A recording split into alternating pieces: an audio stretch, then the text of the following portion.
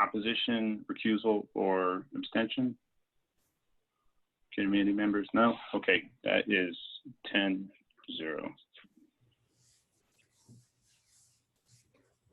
Item number 2.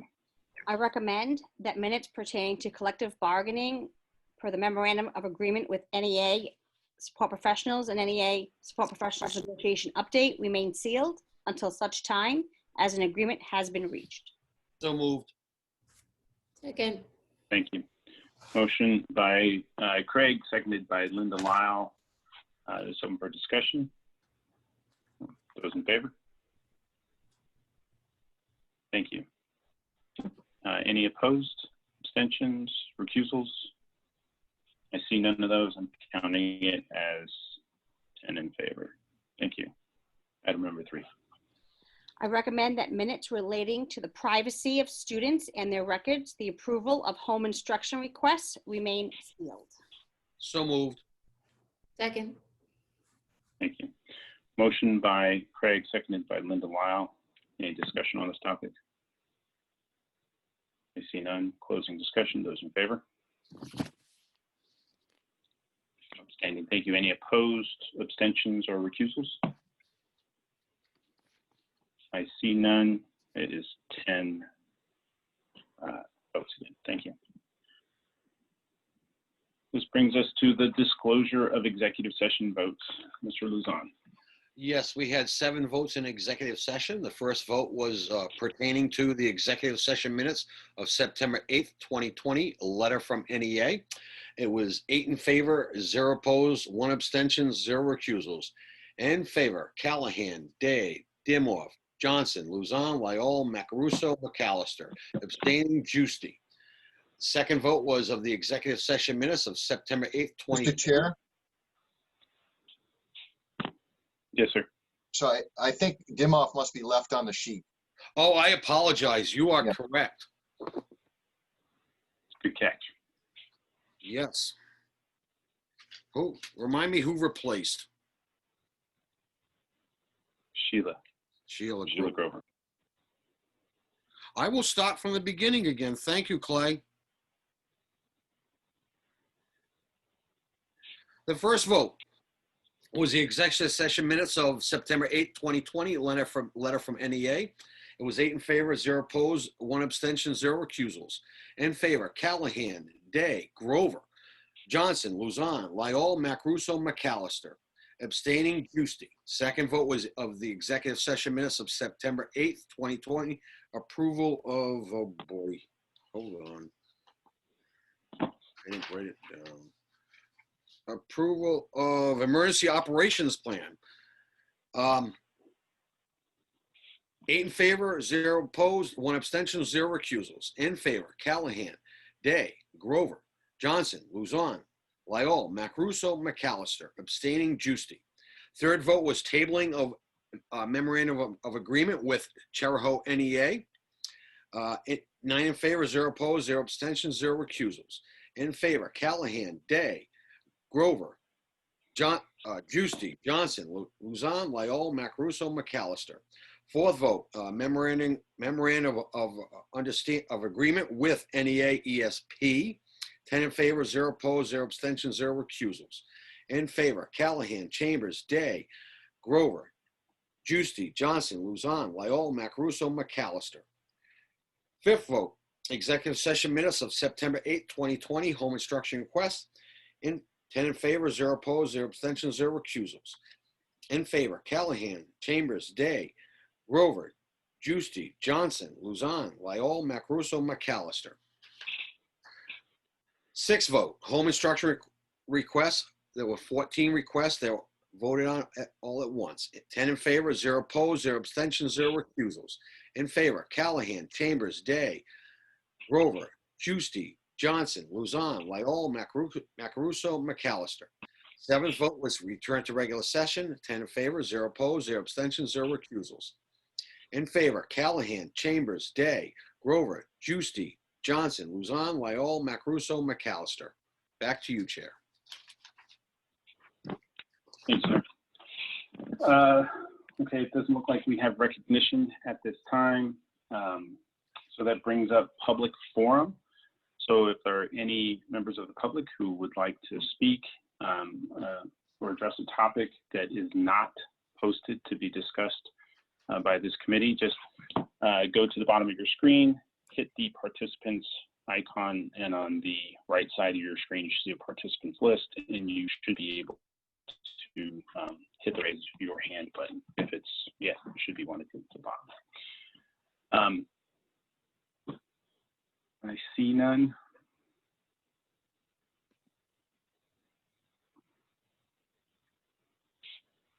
Okay, I am going to close public forum and move over to policy. Okay. So the first policy is was revised for, say, the student attendance policy amendment for COVID-19. This is an adoption. The requested revisions have been incorporated. I recommend adoption of the student attendance policy amendment, COVID-19. And just to clarify, the title was changed because we moved to MOAs with both of our unions. So moved. Thank you. Motion made by Craig, seconded by Linda Lau. Thank you. This is open for discussion. Mr. Johnson. Hi, I think I like this, but I think one thing that's a correction is on the first page in the middle where it says COVID symptoms. After new loss of taste or smell, I believe that and should be an or. It's one of the following symptoms or any two of the following symptoms. So I think that's just a correction, but if you'd like me to make a motion, I can do that. The CDC guidelines have an or there.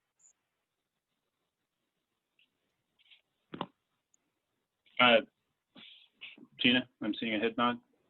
I can just make the revision. I'll defer to Sean if we need a specific motion. I think typically when we take the motion, we could probably say, and then accepting all changes for the committee. Is that fine, Sean? Oh, you're muted. You're muted, Sean. Sorry, apparently still getting used to this. Is there a motion on the floor currently? There is. Yeah, I think I would just a restatement of the motion to address any changes discussed, or just having a discussion and then making the motion, so everyone's comfortable with any changes that have been discussed. You can go probably either way. My suggestion would be to have discussion and then make a motion incorporating the changes. Yeah. Okay. Thanks. So we will. Let's just make it simple. If you wouldn't mind making the motion to amend the document. Sure. We'll just close it up right now. I move that we make a correction on page 1 that identifies the symptoms for COVID and replaces the and in the sentence with an or to meet the CDC guidelines on what COVID symptoms are. Would you like me to read the sentence as corrected? Yes, please. COVID symptoms: new cough, shortness of breath, difficulty breathing, new loss of taste or smell, or any of the two following symptoms: fever, chills, muscle or body aches, headaches, sore throat, fatigue, congestion, or runny nose, nausea or vomiting, and diarrhea. Thank you. Linda McAllister, did your hand come up to second that? It did. Thank you. So we have motion and a second to amend the motion. Any discussion on the amendment to the motion? I see none. Those in favor? Thank you. Are there any opposed? Any abstentions? Any recusals? No, thank you. I'm counting that as 10 in favor, 0 for everything else, for amending the motion. This brings us back to the original motion. Further discussion on that with respect to the attendance policy amid COVID-19. Any further discussion?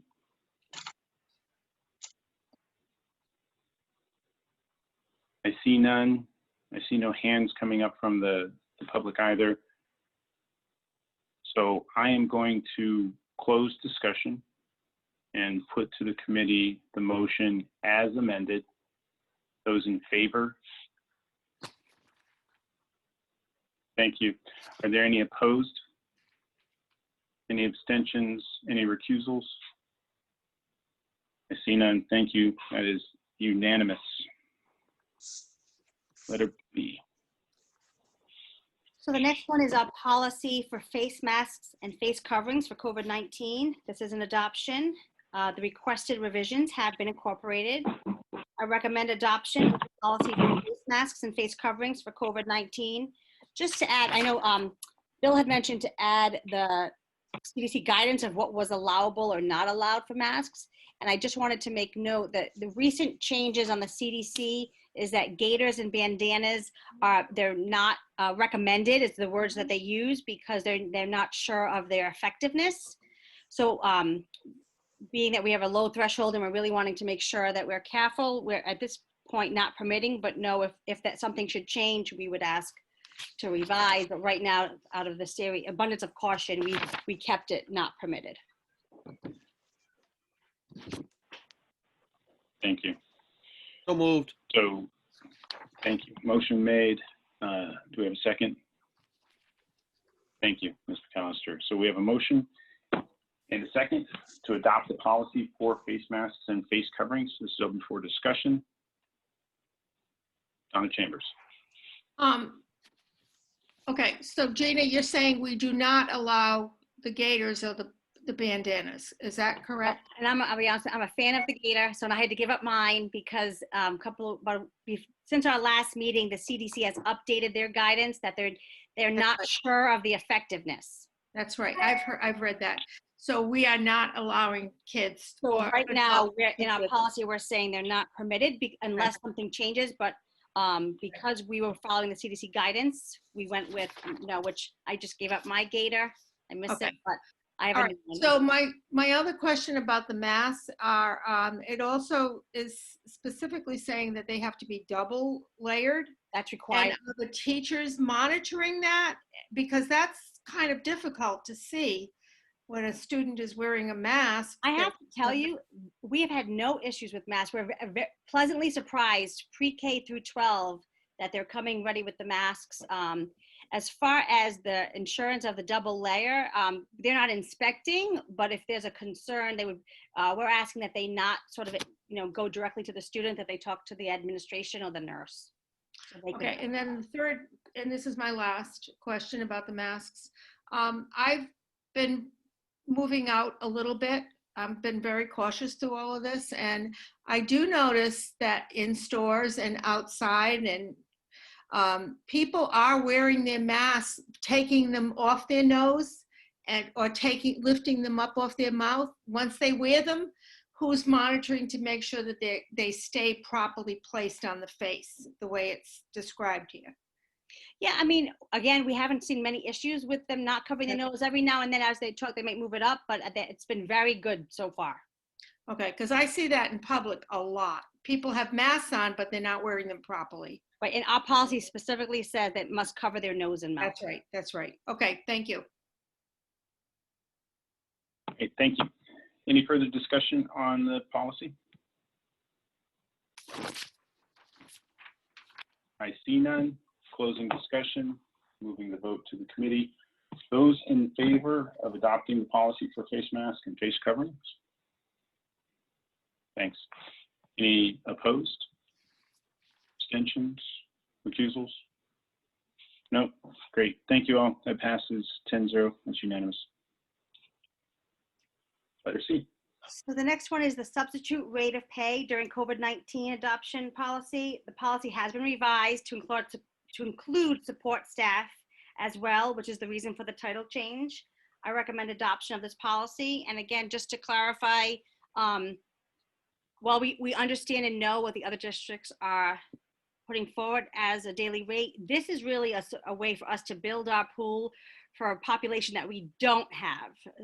Our college graduates who are out of work, who are looking for a new experience. These are our day-to-day subs, not our long-term subs necessarily, but this is to increase the size of the pie that we need to be able to sustain the work that we're doing this year. But I do have numbers from other districts if you're interested, but really this is to think outside of the employees that we're currently getting to increase the sub pool. And RIDE did give us an update. They are going to reimburse us up to $100 for every sub related to COVID, which is pretty much all of them. So moved. Thank you. And we have a motion, and that's seconded by Sheila. Thank you. I have a motion and a second by Sheila for the committee for discussion. Any discussion from the committee?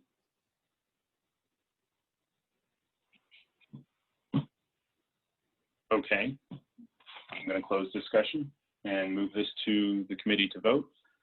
Those in favor of adopting the policy on substitute rate of pay during COVID-19?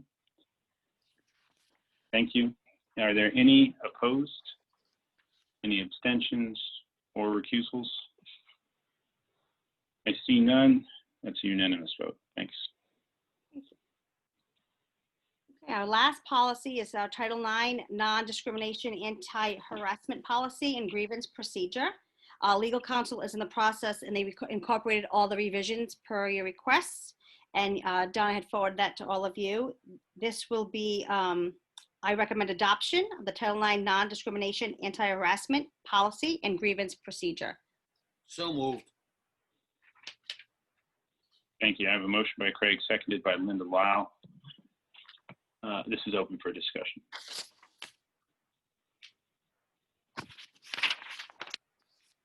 I see no hands. Therefore, I am going to close discussion and move this to the committee to vote. Those in favor of adopting the Title IX policy? Thank you. Any opposed?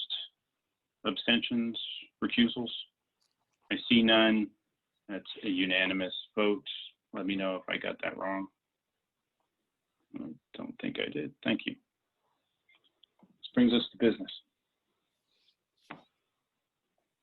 So this item was on the agenda at the request of George Abbott. I'm not sure Ned is can review it with the rest of you, but he's happy to follow up with George since he couldn't be here tonight. Ned? This is a breakdown of the budget year to date. Our spending so far to date is around $5 million.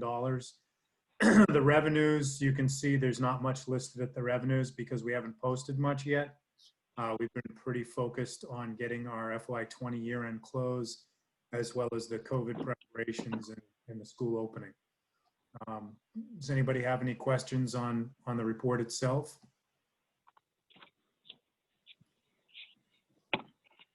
Any questions from the committee on this topic?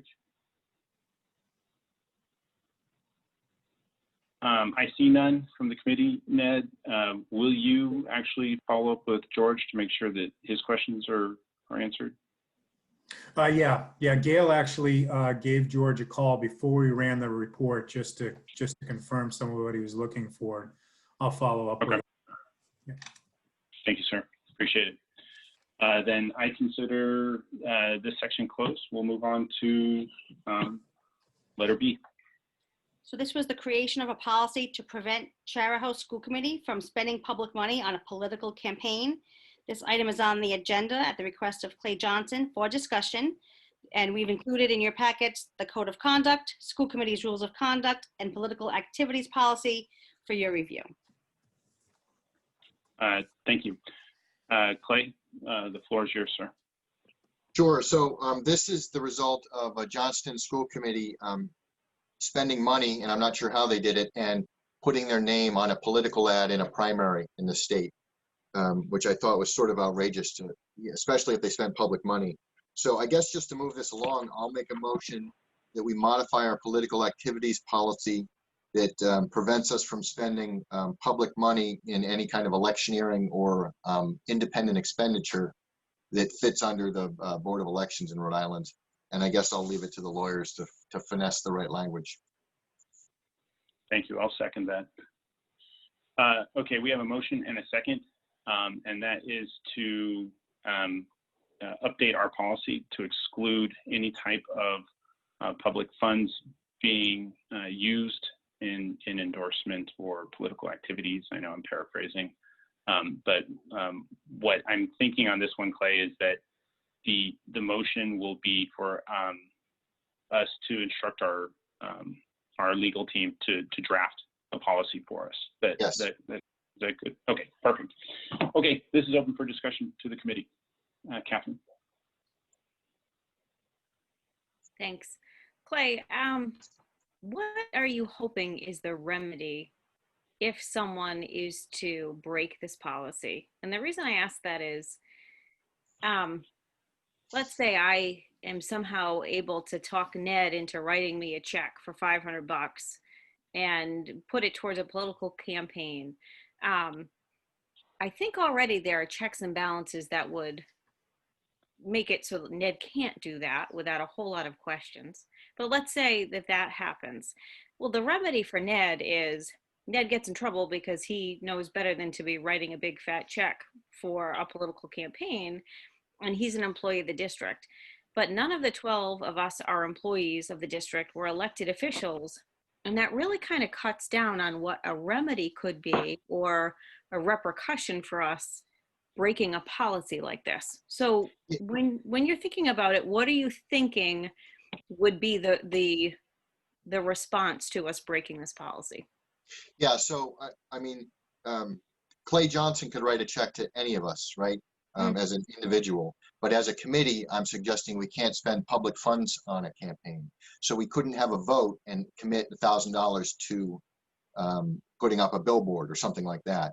So if we modify this policy, any future school committee could undo this at any time, right? So we can't bind a future school committee, but they would have to do that in public. And so they would have to essentially admit ahead of time that they're going to commit public funds to a campaign. And I think if there was any lead time on the Johnston School Committee committing funds on a campaign, there would have been outrage. It only came up after the ad was bought and seen, and essentially the election was over. Okay, thank you. I mean, fundamentally, I agree with you. I don't think that it's our right to use taxpayer money to support any candidate. What I don't want to do, though, is somehow give the appearance that if, let's say, Lisa and Ryan and George and Linda and I come together as a group and say we support the XYZ candidate, we shouldn't be precluded from doing that because we are school committee members too. So if this is only a policy that makes it impossible, for all intents and purposes, for us to spend charitable money on that, I think I'm in favor of it. Yep. But I think it should be noted that I think it would be really hard to do that anyway. But I understand better where you're coming from. So thank you. Yep. Right. So I have Bill Day, Craig Luzon, and then Lisa Meckers. Yes, thank you. General's been in business for a little over 50 years. This has never been a problem before. We're not Johnston. We don't play it fast and loose like some other cities and towns in the state of Rhode Island do. I think this is unnecessary. We have well educated and meaningful people serving on the charitable committee. We have for a number of years, and there's no way in the world that that something like this would get by, especially with the 3 towns being involved and the checks and balances that are always there from the committee members of the various towns. So I'm not in favor of this, and that's my spiel. Thank you. Thanks, Bill. Craig? Well, I'm kind of split on this. I tend to agree with Bill that the fact it's basically covered in our rules of conduct and the school committee rules of conduct and the political activities policy, but it wouldn't hurt to still add that in there. But personally, if that's the case, I don't think it goes far enough. I mean, that doesn't preclude any one of us during a school committee meeting from just blurting out, go Hillary or go Don. I mean, think about that. I mean, I think it should cover any speech during public time of when a school committee is together. I have the right to, as an individual, to promote for somebody, but I shouldn't be speaking on behalf of the school committee during a school committee meeting endorsing somebody either.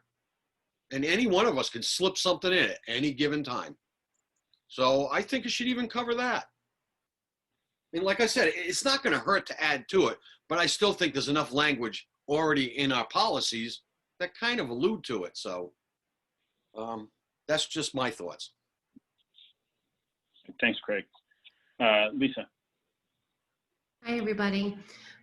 So Clay, I think we should go forward with this, but I think we should focus strictly on the spending piece. I think that our speech cannot be codified, because really, especially in this political environment, I mean, if you complimented any one of us on any success that we had within our community, it could be construed as endorsing us if it was an election year.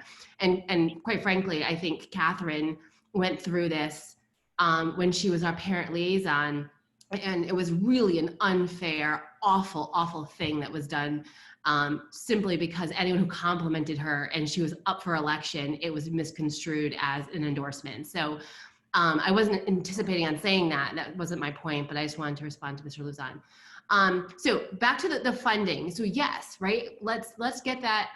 Things are changing every year, and this, and particularly in 2020, it's a new time. It's a new day, and so I think we need to put that in writing. Here's what I wanted to bring up.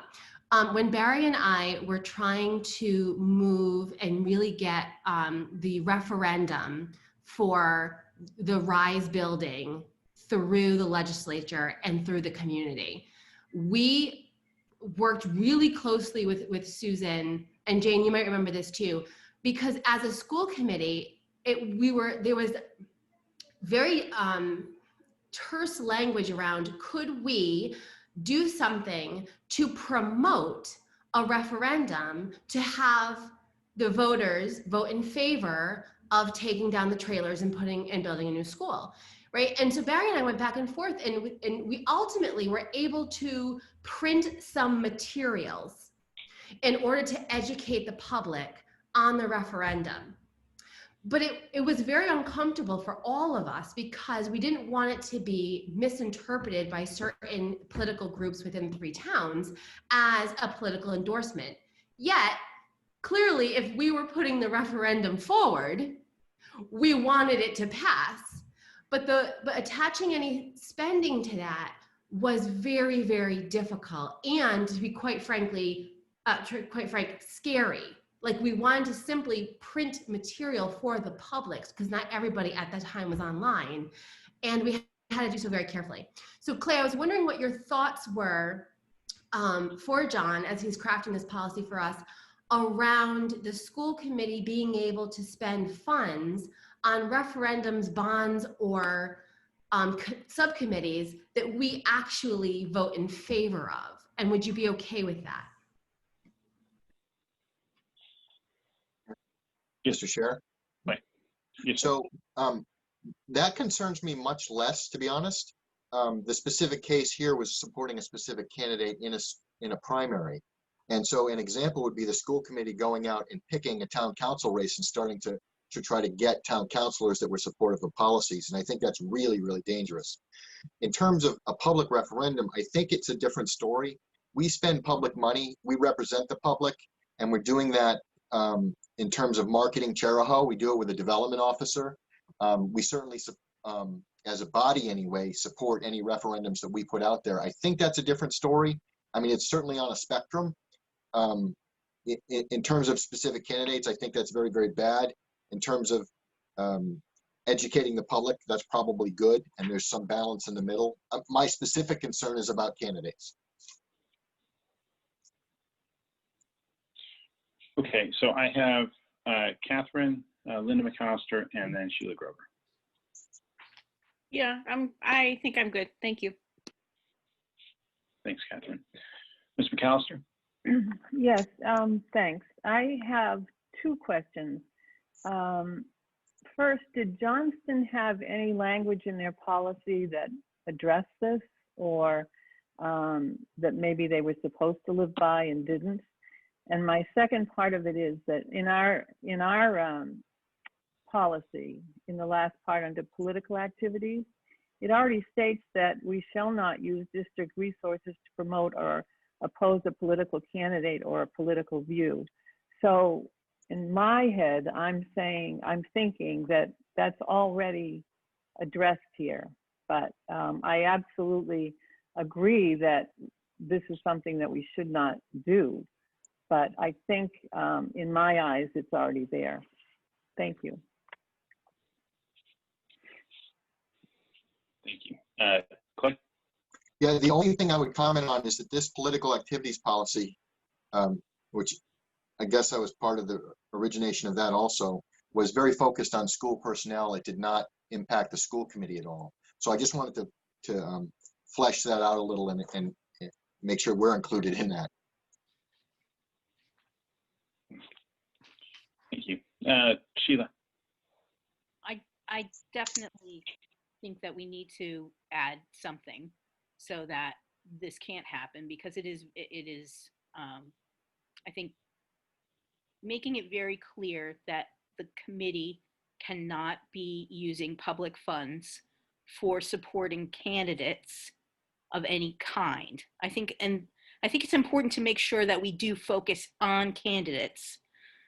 You know, it doesn't matter what kind of candidates, and make sure that we still have the ability to advocate for ourselves when we need things like the referendum and stuff. If we make it very focused on the candidates, I'm definitely for this. Thank you.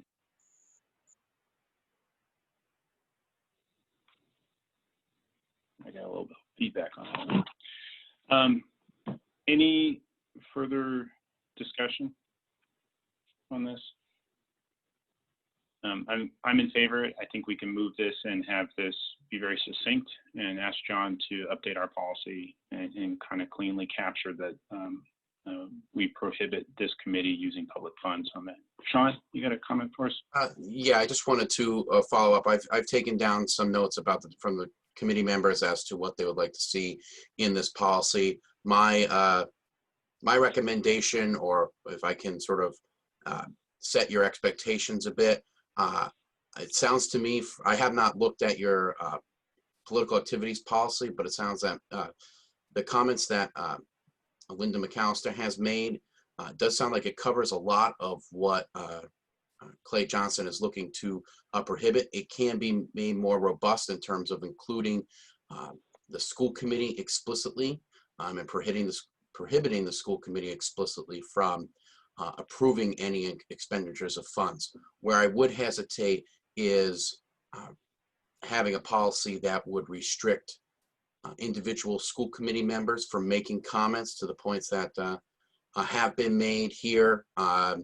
By this, the nature of all of your positions, it comes with a bit of mixture of politics, and I think it's important that that if you consider the First Amendment, it's very difficult to draw that line. Now, I will say that the chair can exercise his discretion as it relates to if comments from committee members are relevant to agenda items. You probably have experienced that, at least as it relates to adhering to the Open Meetings Act.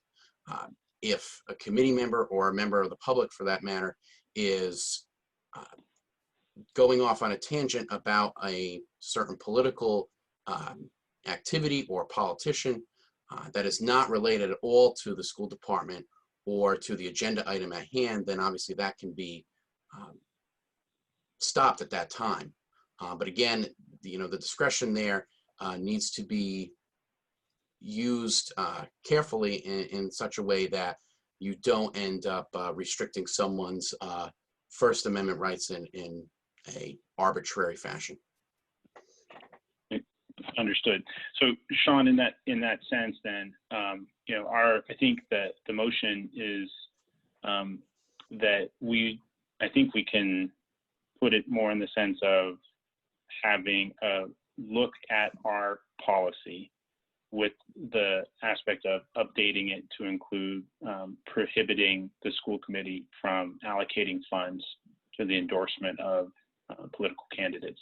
And I think that starting at that point will give us a good step forward in terms of a first reading, if you will, on the updated policy. So I saw Craig and I see Lisa as well. So Craig, I got two people that spoke against the freedoms, against what I was alluding to. But so Sean, enlighten me. I'm at a school committee meeting, public forum, or anytime during the meeting, I blurt out, Ryan's a good friend of mine. He's running for 2 seats in Richmond. There's 4 candidates. And I'm going to tell everybody, even on the camera, I think everybody should vote for Ryan. I have the right to do that. Is that what you're implying? No, you wouldn't be able to, and the chair would be, would have the authority to say that your comments are either out of order or not in compliance with whatever the agenda item is that you're handling at the time. So to your point, I think you have the protections that you're looking for, because the public has a right to hear from their school committee as it relates to the agenda items that have been noticed for that particular meeting. And the public nor any individual committee member can simply stop the school committee as a whole from moving forward with that particular agenda or that particular item. So you essentially would be ruled out of order by the chair if your comments are not related in any fashion to the agenda item at hand. So, but I still got my statement in, and there was no repercussions for me doing so. well, there'll be a public. Well, okay, I'm just asking, because I Understood. yeah. Well, we can invest in shock collars. Lisa, floor's yours. So since we're going to look at this as a first reading, and Sean, I know you were taking notes, I just wanted to give you a couple of words to look for in the document that points to what had tripped me and Barry up. And so it's the last paragraph, and it's where it says that district resources, blah, blah, blah, blah, can't be used to promote a political view. So district resources and political view. So it says candidate and then the view. And it even goes so far as to say the district can't circulate materials. And I'm looking for the exact words. Cannot circulate literature, post signs using district resources. And so since we're diving into this anyway, again, the history of this was even, I don't know if anybody else remembers Barry saying, even at budget time, when we have adopted a budget and we've put the budget out and we've said, this is our budget, we as a school committee can't fund or produce materials or anything that says, please vote yes on this budget that we're giving you. Even though it's clearly implied, we want you to vote for the budget we just approved. So it's probably worth, since you're going to put time into it anyway, to think through that a little bit. And then chair, with the upcoming possibility of consolidation of buildings, right, and other construction happening in the next 5 years, it would behoove you to have that piece kind of written out as well, in the event that come the time for a referendum, you maybe want to print and circulate materials, and might, I don't know, for us, we got it through and it was okay, but it was really tense to do so. So Sean, I just wanted to give you those little bits within the policy to focus on with John. Appreciate it. Thank you. Sure. Great points. Thanks, Lisa. Bill Day. Oh, I'm sorry. I just want to. Before we go on, Restate. can I just ask for clarification before you go on? Clay mentioned revising the existing policy, but I'm hearing different things about rewriting a policy for a first reading. Can someone clarify exactly, because it will make a difference the way it's written, and are we clarifying and adding to the political policy? It would just be, it's already had a first reading, it would just be a revision, unless you're writing a brand new policy. Yeah, so I think it's a good point. So in terms of clarification, I think that we can incorporate this in our existing policy so it would fall under a revision. I don't think a new policy has to be crafted. So I think my language on first reading was inaccurate. So thank you. Thank you. We'll go with revision. Mr. Day. Yes, I just want to restate what I said earlier. It's not been a problem for the past 50 some years. Putting this in there is just insulting future school committee members, in my opinion, to mean that we don't have faith in future school committee members to do the right thing and watch over the taxpayers' money in an honest and fair manner. So it's strange that it's coming from someone who is leaving the school committee, who is someone who thinks that we don't have the willingness or the mindset to do what's right without having somebody beat us over the head with a policy. So thank you. Yeah, thanks, Bill. Any further questions, comments? Okay, so to clarify, we have a motion and a second to ask our administration and legal team to revise our policy with respect of prohibiting the school committee from allocating funds, endorsing candidates, but at the same time looking at how the wording is with respect to the school committee allocating funds to endorse projects that the committee has voted on. And I'll leave it at that vagueness. Okay, those in favor of the motion? All right, I count 1, 2, 3, 4, 5, 6, 7. Those opposed? Craig and Bill. Those abstaining? Donna Chambers. Okay, that gets us to 10. Thank you. Motion passes.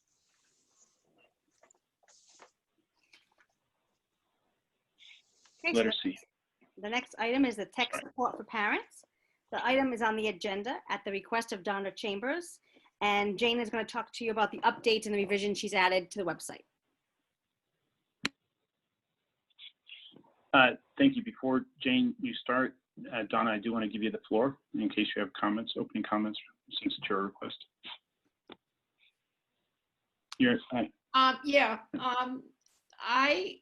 Jane and I had a conversation earlier today about this.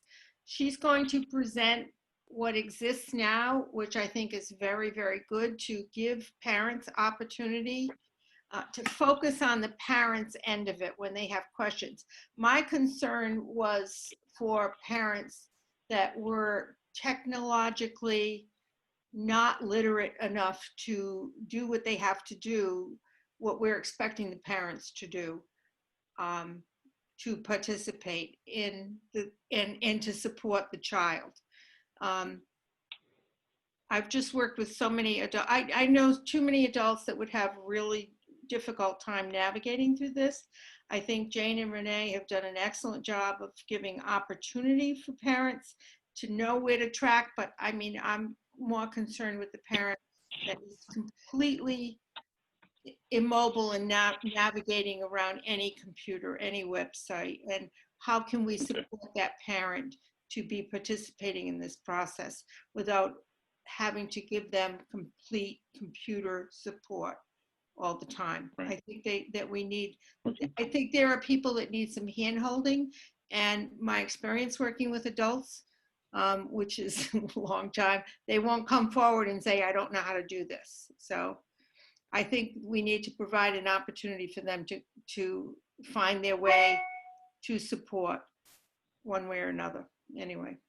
Thanks. So thanks, Donna. Jane, Jane's going to show us what's there already. Okay, so I'm sharing my screen. So sorry, I hope, can you see that okay?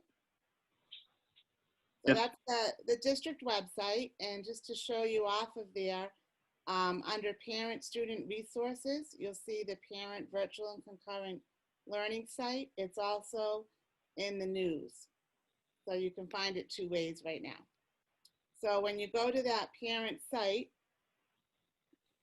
one of the things that we learned last week that parents were struggling with was how to log in and start a PowerSchool account, especially for elementary parents who haven't needed to do that in the past. and do the daily health check. So what Renee did, our distance learning fellow, working with Dorothy Fitzgerald, is they developed step-by-step instructions, which can be found here by linking, and also they created a video. So that's just a new resources that we added to the site just based on need. We've also added some resources about safety, which just came out from Homeland Security. And you'll notice we added a page specific to tech tips and resources. So on this page, they'll be able to find, again, the info on how to log in and create that PowerSchool account and do the daily health check, but also to learn about Zoom, to learn about Canvas, about Google Classroom. And these are all just pretty brief introductions to some of these tools. There's also here, and this is huge, it's a huge spreadsheet, but it's for G Suite, so for Google, and it shows you all kinds of tutorials on things like Chromebook or Google Slides or documents. It would be definitely overwhelming. You know, the goal is not to look at all of it, but we have recommended to parents they might want to focus on just Google Meet and look through that. So really, depending on what type of support they might want, there's a lot of information here, and you know, they could certainly look at it in terms of what would be helpful for them. So those are just some resources. We also have information from each of the schools.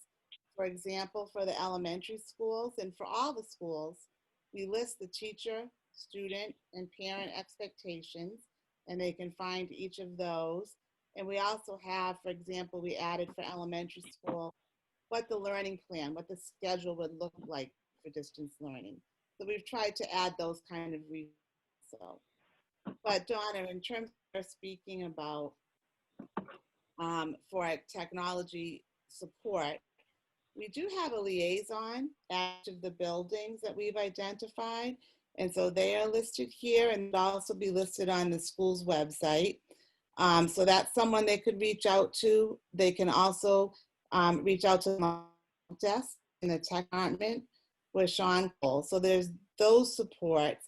But in addition to that, like you talked about and we spoke about today, there's definitely needs, and we need to be able to reach out to parents and provide different types of support. So this is one way that they can go to the website and see what's already curated. Another way is they could get some of this live help.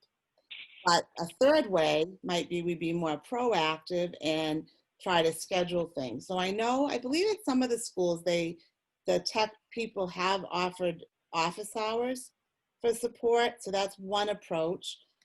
Today, actually, I was talking with Dorothy Fitzgerald, and we were looking at the data on how many parents are still struggling doing the daily attestation. So we think it's significant enough that we've been working on how do we now provide more support, because I think it's only because they don't know how to. I don't think there's any other reason. And they're just struggling with, again, getting that PowerSchool account and then knowing how to do the daily attestation. So we've talked today, and we're coming up with some ways to make a more personalized approach, be more proactive. And we're going to do that as we go. We're going to get feedback from the teachers, from the administrators, from parents, what types of things would they like more support on, and try to find different ways to provide that. It might be in drop-in sessions that they could attend. We can always record those, so then they could view them at their own time. And I think we have a lot of options. And with our distance learning fellow, and so many of our teachers who I know are also developing, this kind of information just for their classroom. I think we'll be able to pull that information together and continue to post it on this site for one-stop shopping. So I hope that is helpful. We also added too, after it was talked about at the last meeting, some supports and resources for social emotional learning. So those can be found under other resources. Thank you. Thank you, Jane. I'm going to open this up to the committee. I saw Sheila and then Donna. Yeah, just a quick thing. This is coming from me as a parent with a 6th grader. I know it's been talked about before, but I really like Power School as a parent. And I really like it when the teachers update the things in the Power School. Now, I know when I discussed this before, it kind of came back that teachers are putting things more, I should be focusing on looking at Google Classroom. But that is to me, that's a murky world. And as far as a parent, just having it all on the Power School app and getting assignments on that app, it seems less invasive to my daughter. My daughter is kind of protective of her Power School, of her Google Classroom, which, believe me, I can adjust that. But I think it's also someplace I don't want to wade. I want my app. I want to be able to zip down and look at what's going on in the Power School app.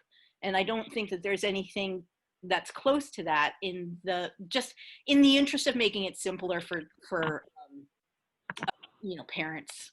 Basically, I think pushing the Power School and teachers to update the Power School would be a helpful thing as we're discussing how to make this technology a little bit easier on the family as a whole. I think we're losing out if we're not using that Power School app to its fullness. It really is a good app, but only if the teachers put the stuff in it. Thanks, Sheila. Donna Chambers, and then. Yeah, no, I just wanted to, I wanted to thank Jane, and you and Renee are doing an incredible job, and I love that it's ongoing. And I think you may identify some parents, not a lot, some parents that just need a little bit of hand holding and being shown how to do it. So that's great. That's really good. Yeah. Thank you. Vin Lefkowitz.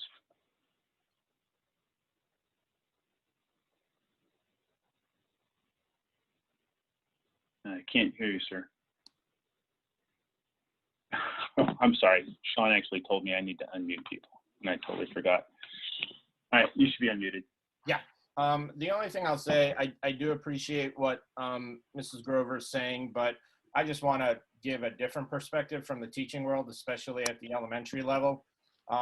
These teachers are doing yeoman's. I mean, they're carrying boatloads of water, and a lot of them are really trying to do whatever they can to make this process easy. And it is not an easy lift. I mean, we at the high school, we're used to the technology. So, this type of learning is, I don't want to say it's easy, but it's more manageable. But I just would hope that the committee would understand that, you have students that are new to technology, the age of the students, and all the things that the elementary teachers are being asked to do. I just think adding any more and saying, can we please do all of this? I would just hope that the committee would understand that this is a very, very trying time. I've heard from a lot of members who are just, at their max for getting stuff done. And I think if we just add more to it, it's going to cause chaos. So I understand and I hear what Ms. Grover is saying. I'm just painting a completely different picture.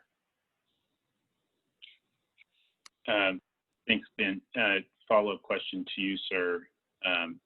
With respect to the teachers, is there anything about Power School that is it problematic for them, or is it more that they're just overwhelmed and this seems like one more thing that's on top? Where did you go? Ben. There we go.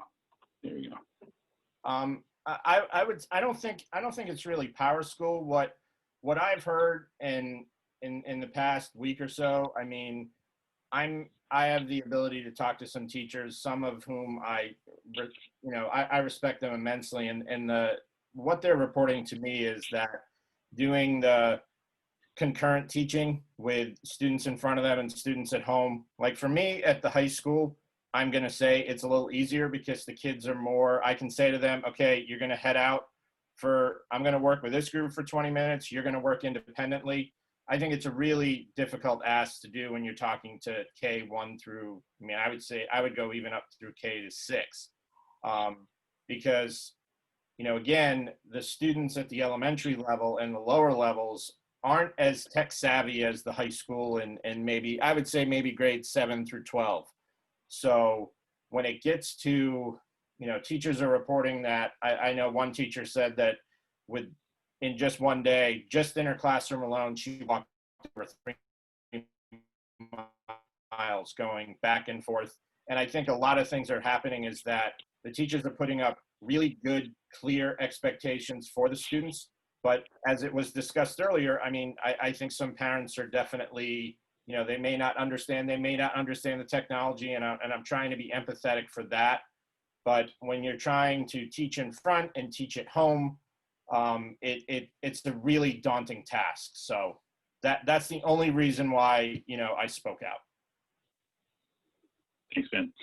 So I've got Bill, Donna, Sheila, Craig, and I saw Sean, his hand came up as well. So let's start with Bill Day. Yes, as I understood it, Donna Chambers requested us to bring some of the people that maybe are not quite so technologically savvy like I am. You know, computers and me and the best to speak in terms, and the way Jane explained it, I think I could follow this very easily to try to incorporate this and then do what Sheila is proposing. I think is just being a little redundant on what we're trying to do here, where Donna Chambers, I believe, was trying to reach out to the people that are in my category of computer geniuses. And I think that Jane is laid out here. I know I could follow it. Hopefully, thankfully, I don't have to, but I know that I could. And this is what I think Donna was trying to accomplish here. So I think that we're on the right track with what Jane has proposed, and I suggest that we don't try to reinvent the wheel. Thanks, Phil. Donna Chambers. Absolutely. Thank you, Bill. Vince, I was not asking the teachers to do anything different. I have to appreciate that it is a yeoman's job that they're doing, and I wouldn't want them to change. If a parent felt that they couldn't follow Google, Google is an easy platform to learn. There's lots of support out there. I'm just saying the big, broader picture of where to find it. Go to YouTube to do that. But I definitely am not suggesting that the teachers do anything different than what they're doing, and they're doing a fabulous job. Thank you. Thanks, Donna. Sheila. I am so sorry because I did not at all want to imply that the teachers were not doing amazing things as they are. I also did not mean to imply that the elementary school teachers that aren't using PowerSchool at this time other than for the COVID check or whatever it is. I'm not really aware of how elementary fits in with PowerSchool, okay? And 6th grade has always had PowerSchool, as has 5th and above. And so please don't misconstrue that. And honestly, I feel a bit tone deaf for not hearing for all of you, all of the teachers and all of the efforts by Jane and folks to make things easier for parents to understand. But I do stand by those that do use PowerSchool, that have always used PowerSchool, should continue to use PowerSchool because it enables parents to get involved in a way that only is going to help the situation. In other words, I can forecast trouble. I can see trouble before, anybody else has to deal with it. That's all I'm saying. So I hope that I do not seem like such an ass as I feel. Thanks, Sheila. Craig Luzon. I was going to wait for Dee to say what I had to say, but since Vinny already said it, I'm not denigrating what was presented to us. I thought it was fantastic, and I do think it's fantastic. But Vinny was alluding to something different. I will echo what Vinny has said. A lot of the elementary teachers, and I can only speak from what I've heard from Charlestown, is they feel extremely overwhelmed. They're trying to do two things at once: distance learning and learning teaching in person. And I'm just echoing what they've said, which is it is extremely hard. And you have young parents, you have kids that have zero capabilities on the technology. So I've heard complaints. Extremely long days. Come home and you're still going at it till 11:30, 12 o'clock at night. So I'm just letting you know I've heard negatives also. Thanks, Greg. Mr. Cole, would you like to weigh in on this? I wanted to point out, like Power School is a student information system, and that's going to show you a summary and all the grades. So that's going to be a nice, quick place to look for assignments and grades from only 5th grade up. It's not used as heavily in the elementary schools, where the Google Classroom and the Canvas are a learning management system. So you're going to see a lot more when you look at that. You're going to actually be able to see the actual assignment, not just when it's due. So I just wanted to point out that there's a little bit of difference in those two things. So they're both going to be used. Power School is always going to be used, but I can recognize where you're saying it's a lot easier to see that summary of assignments when you just look in Power School. Thanks, Sean. Robin? Yes, Ryan, thank you. You're welcome. Thanks. I just wanted to comment from the parent perspective on that. I think pre-COVID, it was kind of expected of us to go to Power School, and correct me if I'm wrong, to know exactly what our children are supposed to have due, so we can kind of stay on top of it just to make sure they're getting all their work in. Completely understand that we are in a total different situation right now with COVID, but just for expectations of parents, I think it would be great to have that clearly put out there, that parents should either be working alongside with their child in the Google Classroom. I know for my, 3rd grader, that is exactly what I do. I have her Google Classroom open so I can kind of help her along, where my 6th grader does that completely on her own. So in this time, I know it's completely different. I just would like to see a standard way for parents to know during this time what's expected of us to make sure we're staying on top of that as well. Thanks, Rob. Jane? Just thank you for those comments, and thank you for that input. One of the things that we have been working on is those parent, teacher, and student expectations I showed you. And actually, after just this first week, we realized we need to make changes to those, because there's some things we could clarify that might help both parents, teachers, and students in terms of making it all work better. So thank you, Robin. You're on the Teaching and Learning Committee, and you've been helpful with that and giving feedback. So we do plan to present new ones probably in the next week or two that might help too. But it is definitely something that's ongoing in terms of our learning, and it's not perfect. And we just keep trying to improve upon it to make it easier for all parties. But it's also beginning of the school year, and let's remember that. And there's always in the beginning of the school year, new learning that takes place when you have a new teacher, and you have to kind of understand the routines.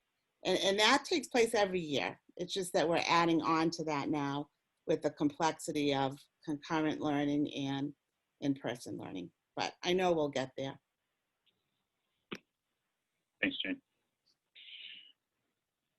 I fully agree with that statement. We'll get there. All right, folks.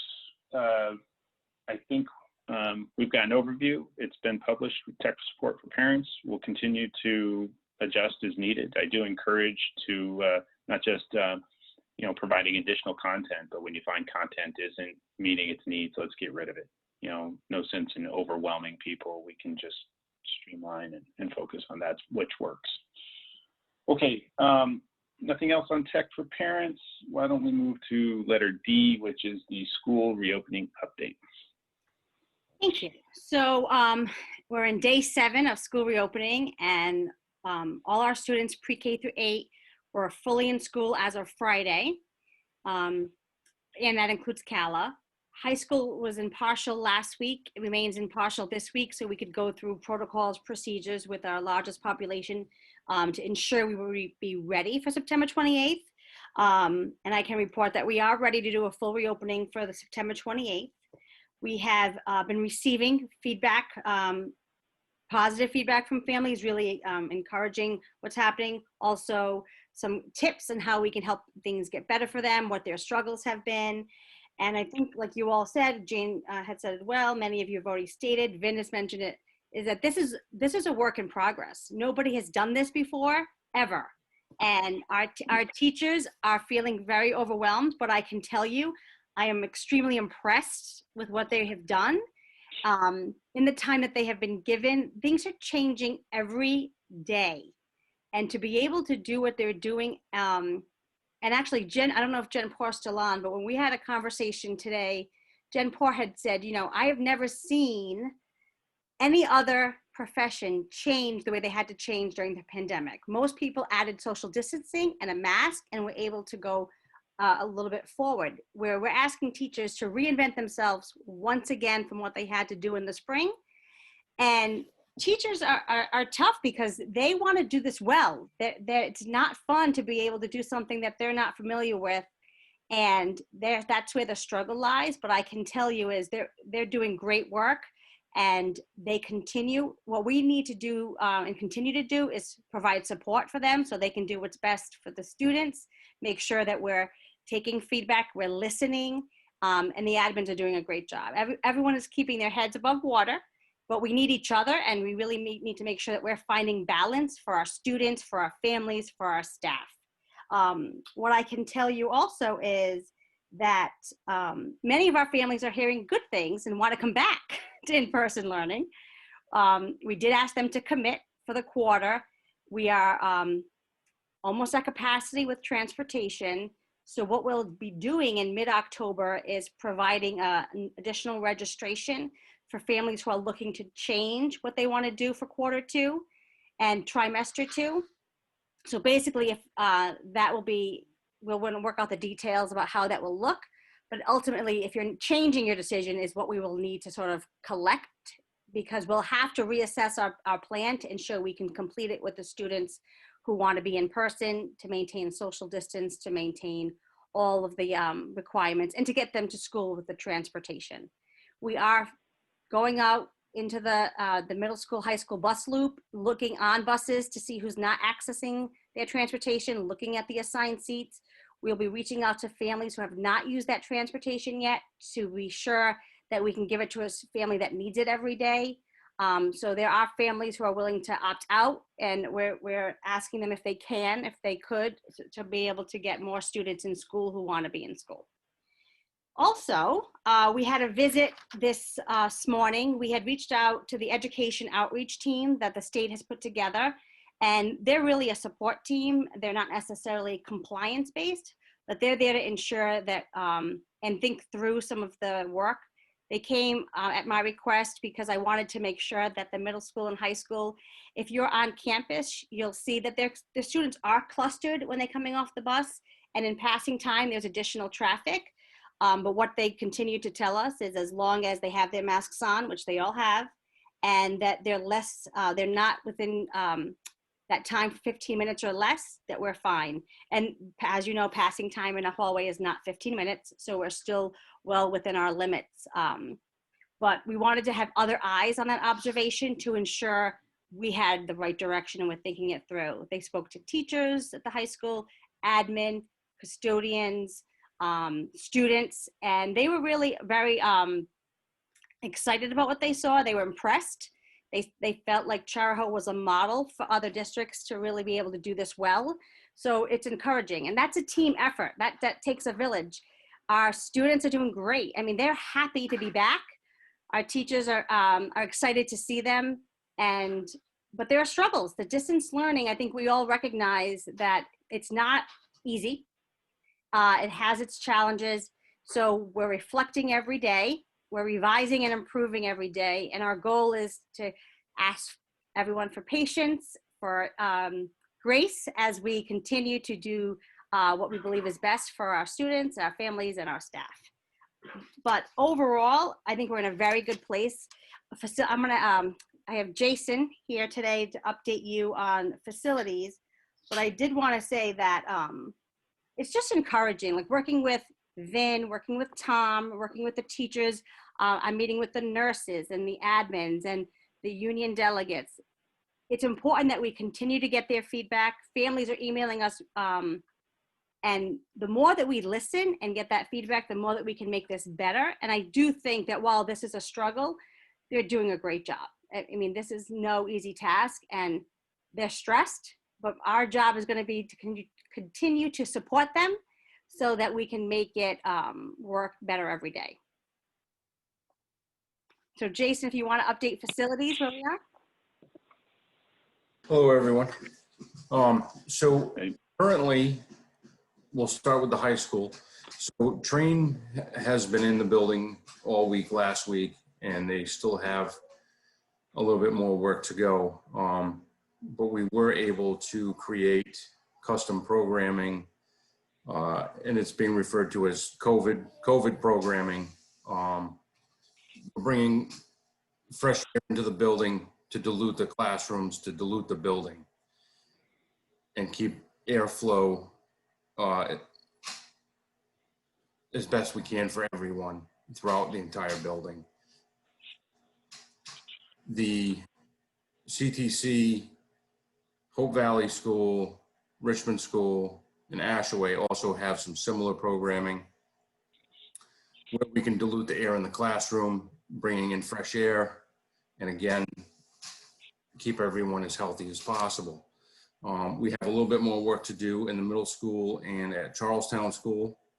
And we also are waiting for Wilkinson Associates, who is an engineering firm that we brought in to take a look at our buildings and give us an overall assessment and work towards what improvements can we make and how can we get there. And I'm hoping to have that report by the end of the week.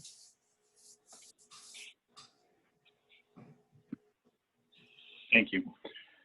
Any questions for Gina or Jason? Lisa, Bill, and then Donna. So I want to start by just saying that you all know that I have twin daughters and they're in 9th grade, and one is virtual learning and one is going in. And they both feel that their experience is comparable. They both feel that they're getting the same level of instruction. And when they come home and collaborate on, let's say like their most intricate class would be like their algebra class, right? Or their advanced math. They're working on the same assignments and they can continue to work together even though they're being instructed with 2 different modalities. So 9th grade slaying, so great. And it's like almost like a case study, right? Like you've got like a control and someone in the other space. My question for you, Gina, is about later on, you're going to tell us in your reports about School Picture Day. Could you tell us what the protocols are going to be in terms of COVID and safety for School Picture Day with, I mean, no parents don't want a whole bunch of pictures with masks on, right? So we know the kids will need to take off their masks. What conversations are we having with the companies about keeping distance from the kids, and what will that look like for the students? So for anything, whether it's Picture Day, athletics, it's proposals. They would submit the proposal to the school about the planning 6 feet away, and actually we're saying 7 or more when they're waiting, things like that. But school by school, the other question I think we're still thinking through is if someone who's distance learning wants to come in to get a photo, which we're handling that at the high school too with SATs, right? So we're providing alternatives for students. So we're, as we prepare for flu clinics for Picture Day, we are thinking through what we're asking is that if anyone coming in has that daily self-check, but the same thing, social distancing, mask wearing up until the photo, then mask gets back on. You know, making sure that the child has an area for that mask, so we don't want them putting it down. You know, some of the students have where they can just let it hang, some have pockets, but making sure that we have, we're thinking through those protocols.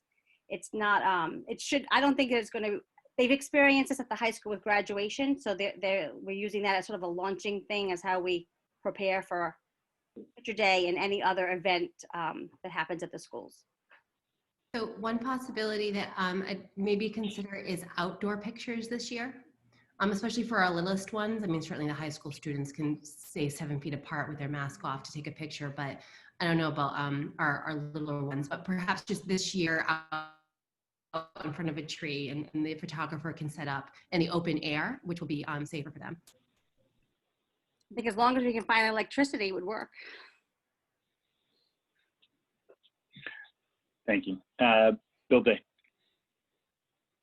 Yes, I was very heartened to hear the things going on well on the campus. The one thing that I think is going to be a problem unless we can get some support is the traffic out there in front of the campus. I go by there a couple times a day at the wrong time of day. This morning, I got as far as the just before the Career and Tech building because there was a vehicle in the road that wanted to get into the Career and Tech building, and all the cars were lined up trying to get into the student parking lot and the middle school. I think that we have a memorandum of agreement between the town of Richmond and the school department that says that the school resource officer will be there 15 minutes before students.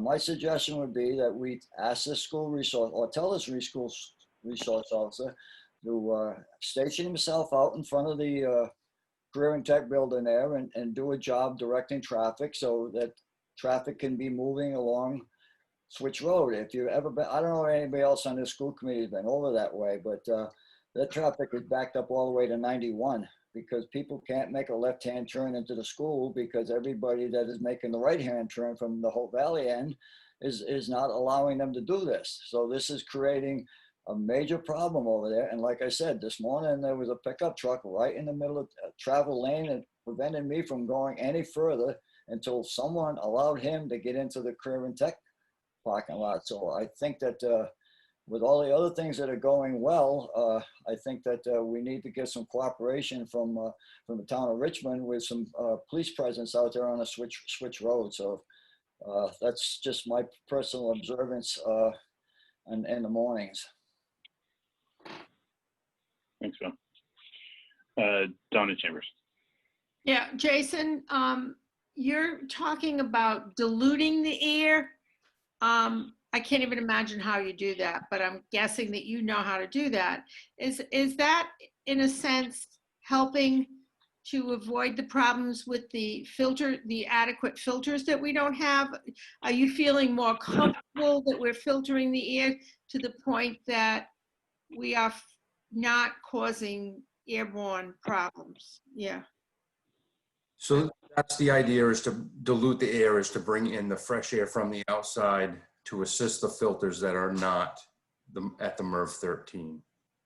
Okay, and that is by opening the windows, or do you have air conditioning units that are doing that? Or So the I'm unit just concerned when we get to the winter, these colder days when we can't open the windows. So the unit ventilators, as well as the air handlers throughout the building and the rooftop units, were able to open the outside dampers that bring in the fresh air from the outside. So we're opening those more than what we're currently programmed to do, to try to compensate. Excellent. I appreciate that you're really you're creatively looking at ways of helping us through this. Thank you, I appreciate that. Yeah. And Jason's been doing a great job. He's also identified, so for example, like Donna, as you said, with the cold weather coming, as we all had a couple of days of that, so, brief preview. There are schools like possibly at Hope Valley where we will need to bring in a couple additional HEPA filters to ensure that airflow continues if we have to close windows. So we're thinking that through, and once Wilkinson gets us all those reports, they're helping Jason really think through how do we handle this as the upcoming months become colder. Great. I appreciate that. You're on top of it. Thank you.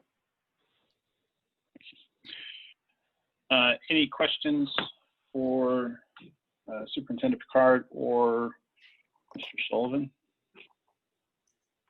Actually, the only other thing I wanted to add is the amazing work from our nurses as well. They're not only helping, with our students, but they're helping alleviate the anxiety of the staff, but they really have been so crucial to this, and they're pushing on the Department of Health, as am I, to ensure that we are ready, and they're doing work above and beyond what I think other districts you're seeing. I had conversations with other superintendents, and they're just truly impressed with the level of hands-on work that our nurses are able to do, how they think about the work, how they collaborate. I mean, we've had students and staff go home with symptoms, because that's what we do when they get them during the day, and they're thoughtful about that tracing. And luckily, none of our staff or students have come back with a positive test to date. But they really are very mindful. They're able to speak to our parents in a way that helps them understand why the child has to be sent home and how we have to find baseline health. And Dr. Manlove has been amazing.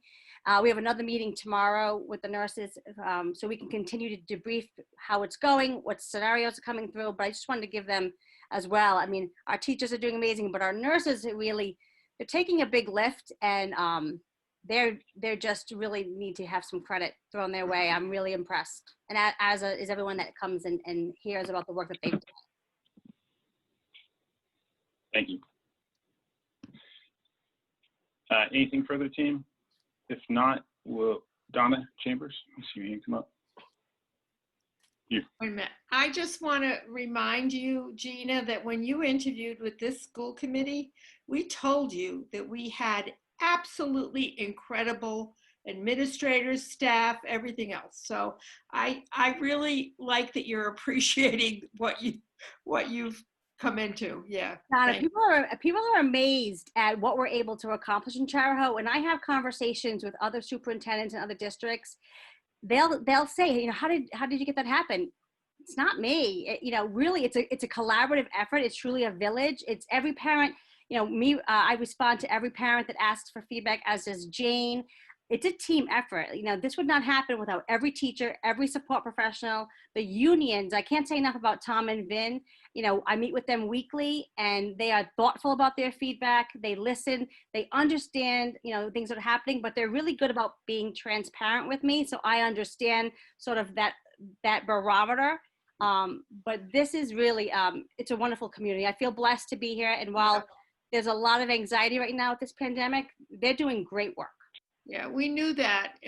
And I just appreciate that you're appreciating it. Thank you. Thanks. Thank you.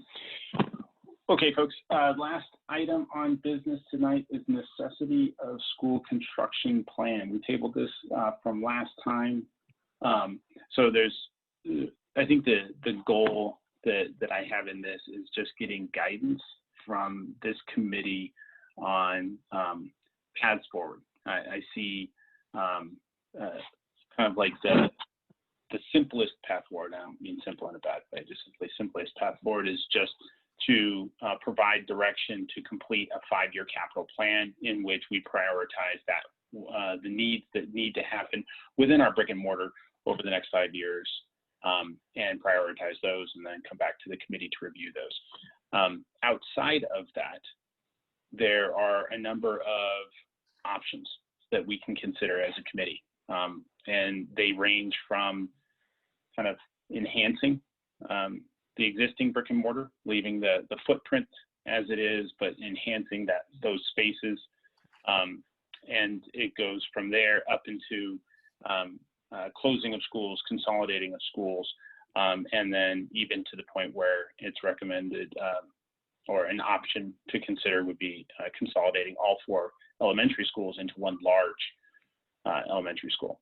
So the goal tonight, and what I'm really hoping to get from you, and I kind of think I already know where it's going, is guidance on what to go back and instruct the necessity for school construction committee to go forward with.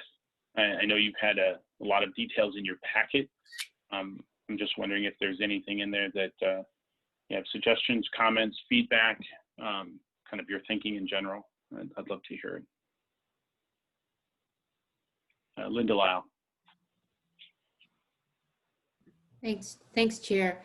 I just have a quick question and then a comment. I noticed on the chart where you have the 6 options, there's gold stars above some of them, and then it says recommended necessity of construction. Is that meaning that those would comply with the necessity for construction grant, or? No.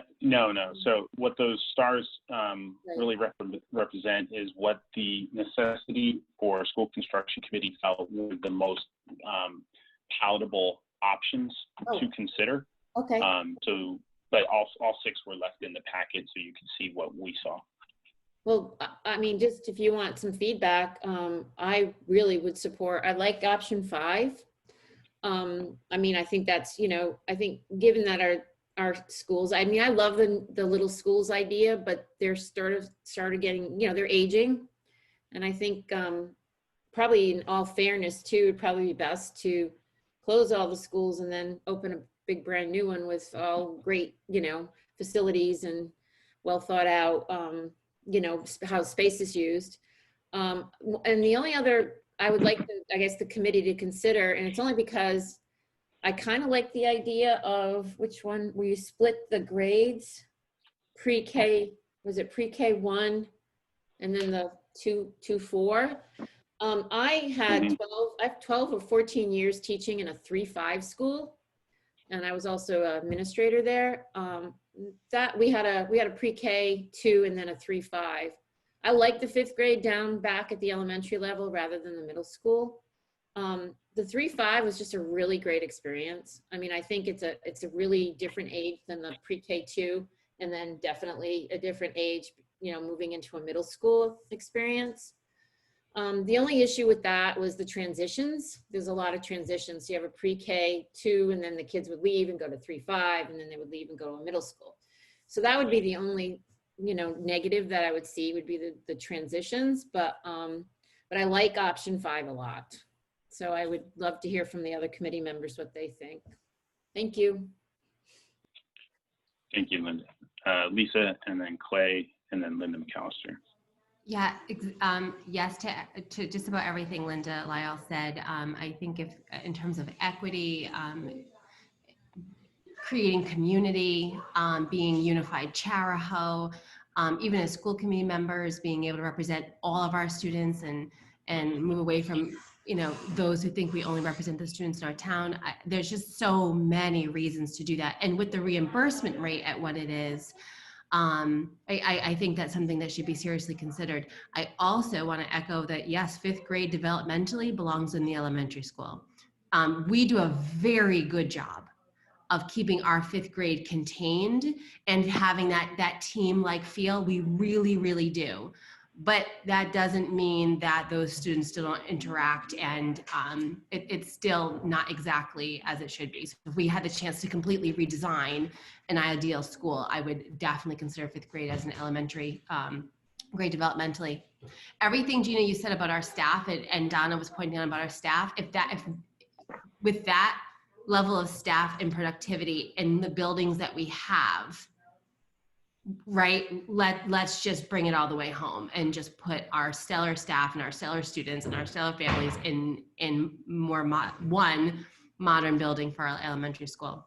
The only issue that I have with the split, Linda, Clay and I had kind of created a committee where we were really trying to look at how to be more competitive and kind of naturally compete with good quality education against charter schools, and not so much fight for funds with them, but just really see what do parents like about charter schools and try to replicate that. So one of the things that came out of that was kind of the specialized elementary schools. And the other thing was, it was at the transition points is where we tended to lose parents. So parents who were considering charter schools, it was at a transition that we would lose them. So from that lens, having additional transitions also just might not work in terms of a branding really. So just, I think having a school, an elementary school without that division is probably best for our region. But yeah, I hope that the committee can kind of at least consider looking at that, especially with the financial incentive. I love all of our administrators, our building administrators, but we should really look carefully fiscally at, you know, how long will it really take our rate of return of funds to come back when we consolidate. So that's it for me. Thanks, Lisa. Clay. So I guess the points I would make, one is I think this should be less about how many buildings and where the buildings are located and more about how do we want the learning to take place. So I would want to see, can we deal with any multi-age classrooms, you know, and use that as a tool to balance the size of classes. How can we incorporate virtual learning into the program? And what kind of, Lisa alluded to it, what kind of operational efficiencies are there that would help justify maybe one of the bigger projects in terms of bus routing, in terms of staffing? So those are the things I would want to look at. I don't know if that can be done. I don't know if that has to be done in terms of picking one of these or whether that's a component that leads to one of these. Mm-hmm. But thanks. No, thanks for the feedback. Linda McAllister. And then Bill. Yes, I totally agree with getting the 5th graders back in the elementary school. I've worked in many districts, and some with the 5th grade in the elementary and some with them in the middle school. It's tough for those 5th graders. They're young and they have to grow up faster than they maybe should have. They're trying to be accepted in the rest, you know, with those 6th, 7th, and 8th graders. So, and they're on the buses with them.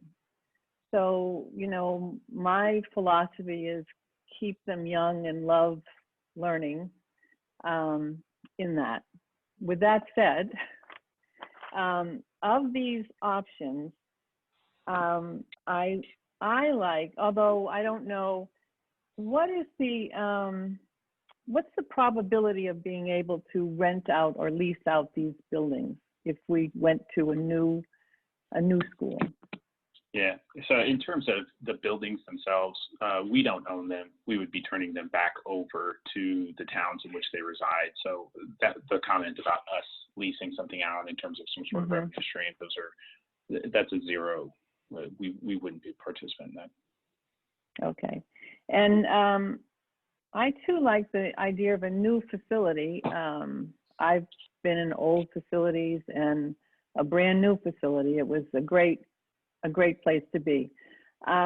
This is a big school though. You're talking about if you go to one school, trying to unify it. And there's ways to do it. You can do it in neighborhoods. You can do it in villages, if you will. But with that comes some challenges for your staff to create those environments within those smaller communities, but you also want to be part of this larger community. So it's difficult. And in that, you have to provide professional learning time for your grade level teams, common planning time. And if it's a village, you've got the span of grades. I'm not sure about neighborhoods, how that would work, but you have to provide that planning time for your grade level, planning time for your village, if you went that route, and then planning time for your whole school, because you have to think curriculum-wise, what are we teaching all the way around, and would we incorporate those specialty areas into that?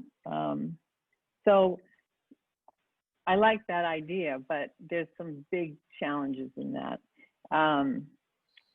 And I like the idea of a pre-K through 5, that I think was option 4. The numbers in that were 400 in 2 of the schools and then 570 in another one of the schools. So I think in the 570, to make it work, you'd have to have an assistant principal in that school. I think 400 you could do if you didn't have an assistant principal, but if you're really worried about curriculum and the array of behaviors we have in the elementary school, I think you need those kinds of supports to go with it. But, you know, if you could keep pre-K through 5 is a great combination. You have the whole range of it. So that's my input. Thank you. Thank you. Appreciate it. Bill Day, and then Donna Chambers. Let's see here. Yes, I just want to make sure I was unmuted. I've read this report, and I think the group did a wonderful job here, but being someone along with Mr. Luzon, I think we've been on 4 previous building committees here. I think the only possible viable option we would have would be 4, because this would keep the kids in the towns. This is what the towns want. I mean, they haven't demonstrated in the past that they're willing to. We had a proposal a few years ago that probably nobody remembers, is building a completely new high school behind the existing high school and turning the high school into a mega elementary school. And, you know, that went nowhere because they didn't complain so much about the high school. They were the taxpayers and the community that got up in arms and spoke against it were complaining about taking the kids out of their villages and stuff like that. And to be honest with you, the big sell you would have in Hopkinton is closing the Hope Valley School and moving all them kids all the way to Ashaway. I mean, that's a long way away, you know. So I really appreciate the work it's done, but I think the only one that we would have a ghost of a chance of selling would be 4. The 3 other facilities, I think you have the room, land mass to accommodate the expansion there without squeezing the kids too much as far as you know, playground and activities around the school. But Hope Valley certainly can't be expanded and make any sense out of anything. So that would be the logical school to close, and then, like I say, move the kids all the way to Ashaway.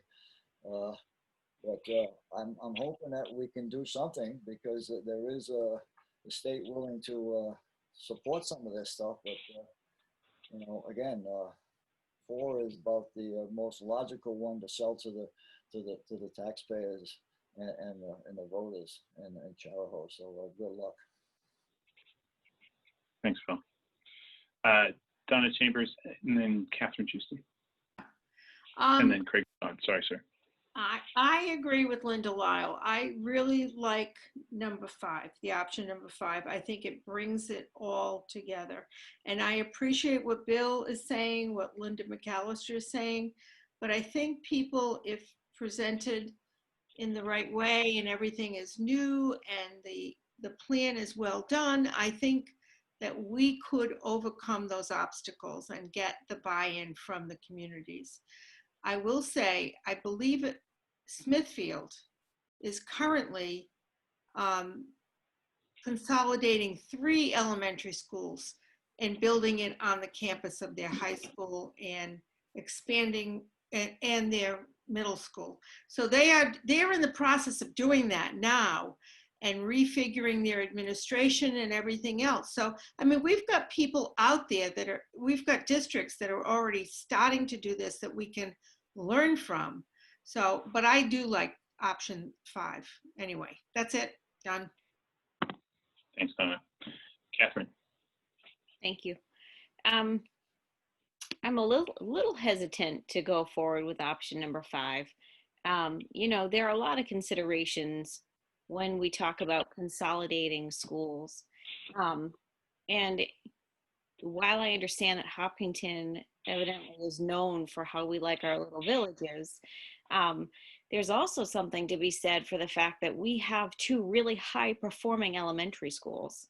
And I think some of the concerns of parents also is you're taking 2 blue ribbon schools in the town of Hopkinton who do remarkably well, and you're looking at changing something that's going really well. The only thing that isn't going well in Hopkinton at the elementary level are the buildings. So it's more than just taking kids all the way down to Ashaway. What I've got, feedback I've gotten from parents of elementary school students in Hopkinton in the past is our kids do really, really well in Hopkinton in our 2 small schools. And I think there is always a concern from moving from 2 small elementary schools to 1 giant elementary school, though I understand we'll do villages or neighborhoods. So I understand it could work, but I do think it's important for me to advocate for some of the parents that I've talked to that it's changing a system that's working remarkably well in Hopkinton. All of that said, our buildings are falling apart. And so I would like to see us move forward with this process so that we can get more public input and we can hear from the public which of these options they would like to support. Thanks. Thanks, Catherine. Mr. Luzon. You know,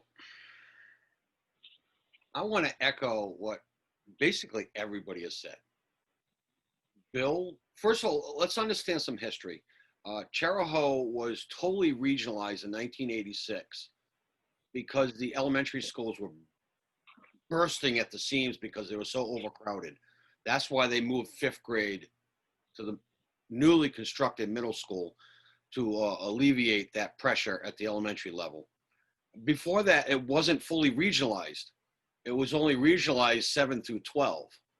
Each town was in charge of its own K through 5 education. They had their own separate hierarchy as far as management goes. Our main concern here is, I hate to say it, it is also, as much as what you just said, Catherine, it's also the brick and mortar. You know, our schools are getting old. We've done an incredible job of maintaining old schools, but we got to also look 30 years out. I mean, Hope Valley is going to be 30 years older. Half of Charleston is pretty old, you know. Half of Richmond is pretty old. They put new additions on, but the original structures are old. I agree with Bill as far as number 4 goes. I really do, because at least there's some equality there. But I'm going to be a daydreamer. I also like number 5. I think that would solve all our problems, but it may create its own. So, you know, I'm just concerned what Catherine, Ryan, and myself go back to this committee with in reference to what all you folks want. Because if we say 10 out of the 12 school committee members are in favor of 5, that's gonna, I think our expenditures going forward are gonna be different than just saying, let's just maintain what we have. Can you elaborate a little bit more on that, Chair? Yeah, I can. But you know, I'd like to recap just to make sure. You know, some of the major feedback I got, and I really appreciate what all of you said. Pre-K through 5 consolidation, what had a big thumbs up, it looked like, across the board. I echo what Ms. McAllister said about being on the bus. I think it was my biggest concern at that point in time. I captured the comments in terms of aging infrastructure. You know, I think people are concerned with that. I think I recognize that. I captured the concerns about what could pass, what could be supported, how would we be able to get that support from the community, as well as the comments from Clay in terms of how are we going to integrate new ways of learning into you know, a future forward vision, whether it's with the existing brick and mortar or with new. And then Catherine's comments, I think, were very spot on. You know, how do you take and retain the high performance in your district and change something so fundamental as the building, even though recognizing that the building itself is and probably your biggest liability with respect to the district. And then Craig, you liked everything, but you're a dreamer, so you like number 5 the most. With respect to next steps, what I would like to do is, so Thursday we have a follow-up meeting. I'd like to take your feedback to that meeting and have the committee there chew on it in terms of how do we flesh this out a little bit more to give each of you more of an understanding of what the path forward would look like, what the potential financial situation would be.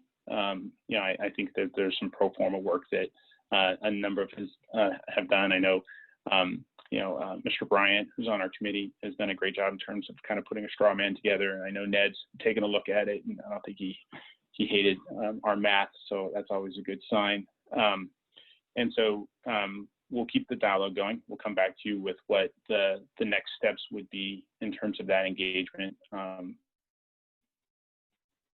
and give you some back. Yeah, just Lisa. one last question. And actually, Catherine's comments made my mind start spinning this direction when she mentioned that Huffington has the 2 blue ribbon schools, and actually all of our schools are doing really well. I was hoping that perhaps Vin could weigh in a little bit, if it's okay with you, Chair. We have these 4 outstanding elementary school administrators that are the leaders of these blue ribbon schools, right? Right. We have Jeff and Joe and Sharon and Jen, and they are amazing. If we were to consolidate, right, there's the numbers that we, the financial benefits of that. But what we don't want to do, what I wouldn't want to do, is lose, right, the high quality administrators that we have in the district, right, and all that they do and all that they know. They all have a long history with Charahoe. So I'm wondering how I can answer that to myself and to the constituents in my town. And here's my question. Is there, within the union contract, would those administrators have an opportunity to move into other positions? And the newer teachers, right, or the newer staff that is new, just coming into Charahoe and just gaining experience, would be the ones that we could possibly, put on a list to come back at another time, right, or to look elsewhere, and not lose the most experienced professionals in our district. What would happen there actually? What would really happen outside of the numbers? Yeah, you bring up a good point. I'm actually going to, scrolling down, Vinny, hold on. You're unmuted, sir. I think it's a very worthwhile question. And I hope you don't think that I'm being, I don't know, obnoxious or whatnot. I'm so focused right now on just making sure that members are getting through the day with this type of learning, that to really be able to kind of even wrap my brain or even begin to wrap my brain around it, I don't want to give an answer that really isn't well thought out. Ultimately, my main focus right now is just making sure that, members' mental health is priority number 1. So I don't want to. I totally get it. I'm going to take my fishing rod. I'm going to pull that back, and I'm going to ask the chair that when he goes back to the committee, if the committee could do some work and to look into that to just represent that we don't want the knowledge loss that would happen with losing 3 administrators, right? Is there a way to retain them through their contracts, through a bidding process, right? Through other openings, so that they stayed with us, and that our newly adopted teachers and admins would be the ones that would possibly move on. So not to Vin, I'm gonna pivot that to the chair. Sorry, Vin, hang in there. Thanks, Lisa. Thanks, Vin.